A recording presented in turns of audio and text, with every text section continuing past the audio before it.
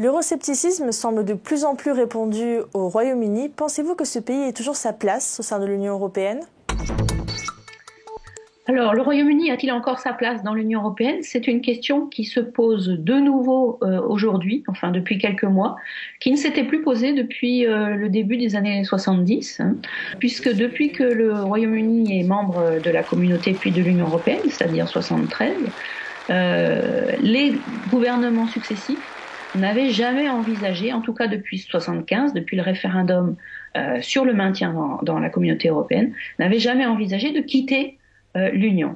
Même si le Royaume-Uni, à différentes époques, s'est montré un partenaire difficile, récalcitrant, critique, notamment pendant les années 80 sous Margaret Thatcher, ces différents gouvernements britanniques, qu'ils soient travaillistes ou conservateurs, n'avaient jamais envisagé de sortir de l'Union. Ils voulaient défendre ce qu'ils percevaient comme les intérêts nationaux de leur pays à l'intérieur de la communauté et orienter celle-ci, donc en fonction de leurs intérêts, la tirer vers, disons, une conception britannique de l'Europe, une conception libérale, de libre-échange, de dérégulation, etc., mais n'avait jamais envisagé d'en sortir. Alors, qu'est-ce qui a changé aujourd'hui? Deux choses, me semble-t-il. La première, c'est qu'on a, depuis 2 ans et demi maintenant, un gouvernement au pouvoir à Londres qui est dirigé essentiellement par un parti conservateur qui est devenu, je ne dirais même plus eurosceptique, mais vraiment anti-européen.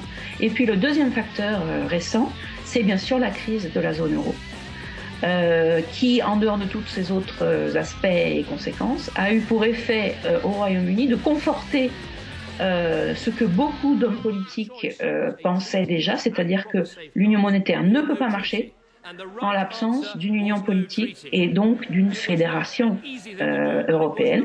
Et à cette fédération, il n'est pas question pour les Britanniques de participer. Donc on a aujourd'hui effectivement tout un débat, encore ces derniers jours, au Royaume-Uni, sur faut-il ou non rester dans l'Union européenne. Et ça, c'est nouveau. La position du gouvernement n'est pas tout à fait sur cette longueur d'onde, c'est-à-dire que le gouvernement ne souhaite pas officiellement quitter l'Union européenne, mais il souhaite faire quelque chose qui pourrait, si ça ne marchait pas, conduire à un tel retrait, c'est-à-dire il veut renégocier les termes de la présence britannique dans l'Union européenne, et en particulier rapatrier un certain nombre de politiques communautaires au niveau national. Et ayant obtenu, espère-t-il, ce rapatriement, organiser un référendum au Royaume-Uni pour faire accepter cette nouvelle configuration, si vous voulez, du Royaume-Uni dans l'Europe.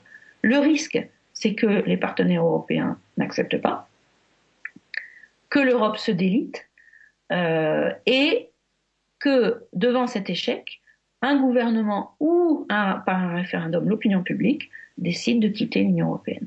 C'est une hypothèse qui, il y a quelques mois, en tout cas quelques années, j'aurais écartée tout de suite, mais qui maintenant ne peut plus être écartée. Si vous souhaitez vous aussi poser une question, rendez-vous sur notre site internet.